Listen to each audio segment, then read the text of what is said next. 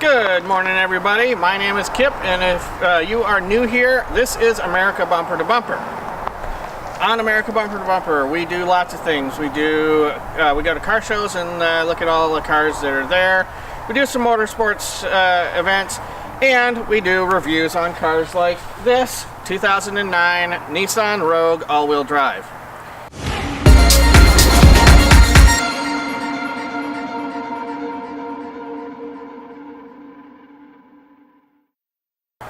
This Rogue is got the 2.5 liter 4-cylinder engine.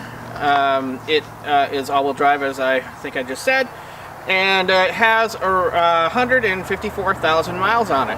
So we're going to see how well it's held up.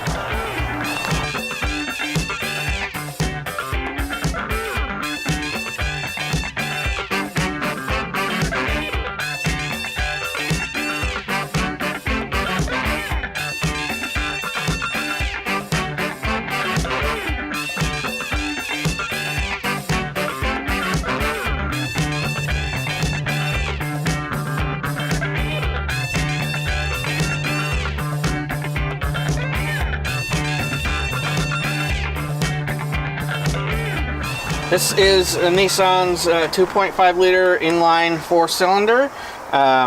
This is a transverse mounted with the 4-wheel drive coming off of the transmission. So it's normally this would be a front-wheel drive vehicle if it did not have the all-wheel drive system in it. I have had a couple of Nissans over the years with I don't believe it's this 2.5 liter, but a derivative, and they've always run really good. Let me go in and start it up and hear what it sounds like.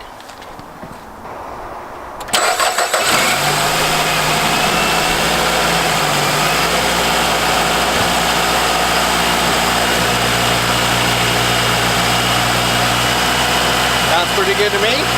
I'll put in the horsepower and torque ratings of this engine in here. And let's set this up, and we'll go around to the back and see what the trunk looks like.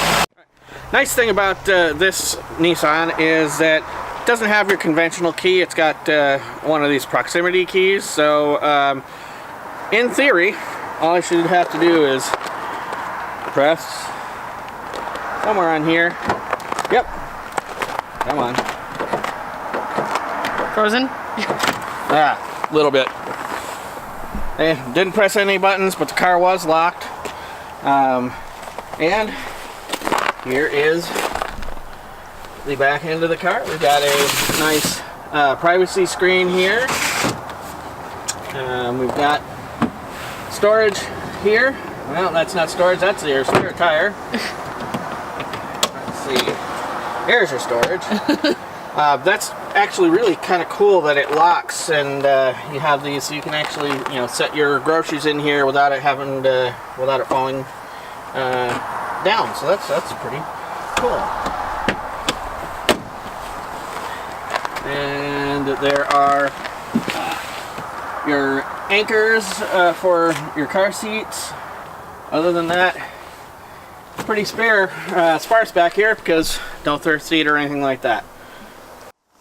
Alright, now, as I said in the back about the anchors, this actually is really nice because they actually show you where your anchors are. Tethers are back there.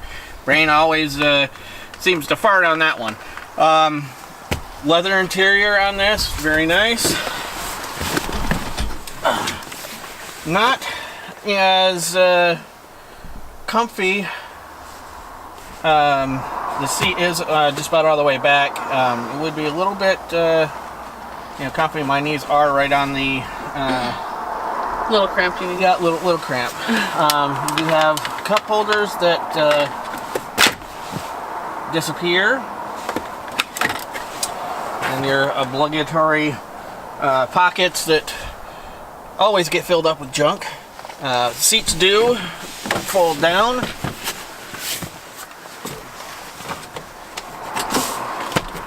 Very easily, and then you've got some pretty good space to fit your cargo. Let's head around to the front of the car, or the driver's seat, and we'll see how things are in the front of the vehicle. Alright, so coming in on the door, normal door locks and window controls. Nothing else on the door. Power seats on this vehicle. Coming in, got your tach and speedometer, and we're going to turn the car on so that we can see what the mileage is like. And there, as it says right in the pod up here, 154,164. If you got your fuel gauge and your temperature gauge there as well. Ooh, paddle shifters. We'll have to try to, see how those things actually work on the road. You've got your windshield headlights and fog lights over here. Windshield wipers on this stock. Your cruise control all right here. And then radio and phone functions here. And I'm going to give the camera over to Grayson, and we'll go through the rest of the interior. This one has a compass too, it's not, yes. It's not as fancy as the other one. Yep, but this also still has those the buttons for your garage door / lights. This, I believe, also has auto dimming feature. I think what this power button is for. Unfortunately, it's daylight. We're not going to figure that out. Bose sound system, so you know that the stereo is going to sound really great. We're going to do that off camera, and we'll give you our thoughts on that in a minute. CD changer. This one is really nice because it's new enough. It's got the aux right here. Always a great thing. Down here we have got your heater controls, AC, fan controls, and where it's all going to come out. Power outlet down here. Automatic transmission with the drive selector, so you can again shift. And then we also have heated seats. Nice little compartment here to store all of your papers for insurance and registration, all that good stuff. Needs some oil. Yeah, needs a little oil. Sunglass holder. Sunroof. Oh. Yes. Other than that, there's not a whole lot more to talk about on the interior. You see anything else that I'm missing? No, I don't think so. Okay, so let's get on the road. First thing I can tell you about this thing, it is zippy. That 2.5 liter 4-cylinder definitely makes it feel like you got something much different under there. It's very quick off the line. It's definitely feels like it's got plenty of power for this size vehicle. Again, we're a little bit, not having radio on, doesn't really give that full feeling of what the road noise is going to be like. But without the stereo on, fairly noisy. Yeah. But we will let you know after we listen to the radio off camera whether that makes a big difference or not. So is this older than the one that we went on that trip? Yes. Yes, we have driven a Nissan Rogue previously before I started doing this channel. We took one on a road trip, and we were not impressed. Let's just say the family was not impressed. The back seats were not comfortable in that particular vehicle. A bunch of other little nitpicky things. This is, let's see, 09, so I think that one was probably about a 2016 or 17. Yeah, I know it was one of the ones that are doing the promotion for one of the Star Wars things, I think. Right, so yeah, much newer. So we we can remember everything about that other one, we'll let you know the differences.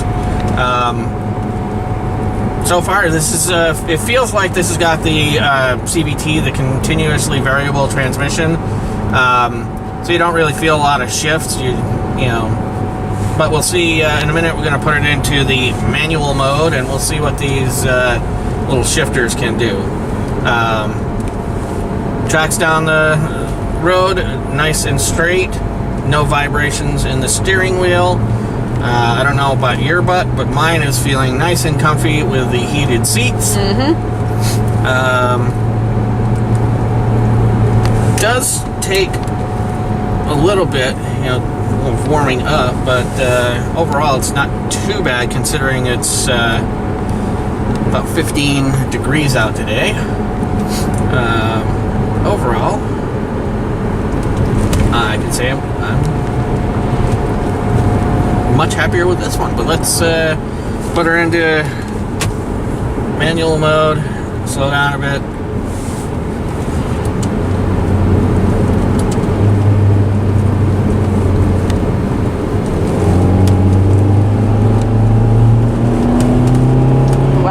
Definitely has some get up and go.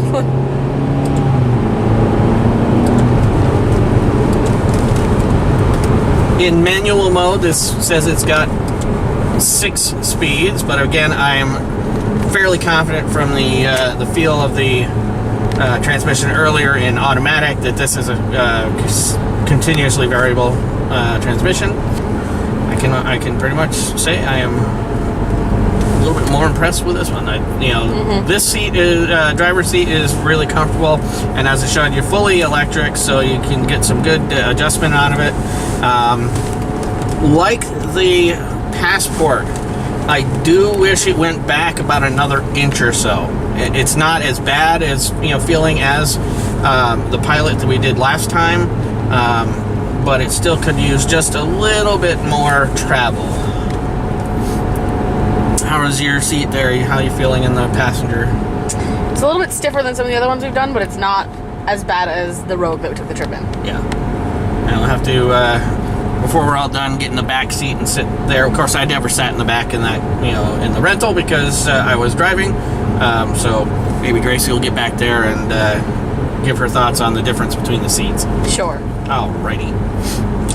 Alright, we're going to drop you off here for a minute, and we're going to listen to the sound system, and we'll get back on in a couple minutes, but for you it'll be seconds, and we'll let you know what we feel about the stereo system. Alright, go ahead. Alright, as you can see, a little change of positions here.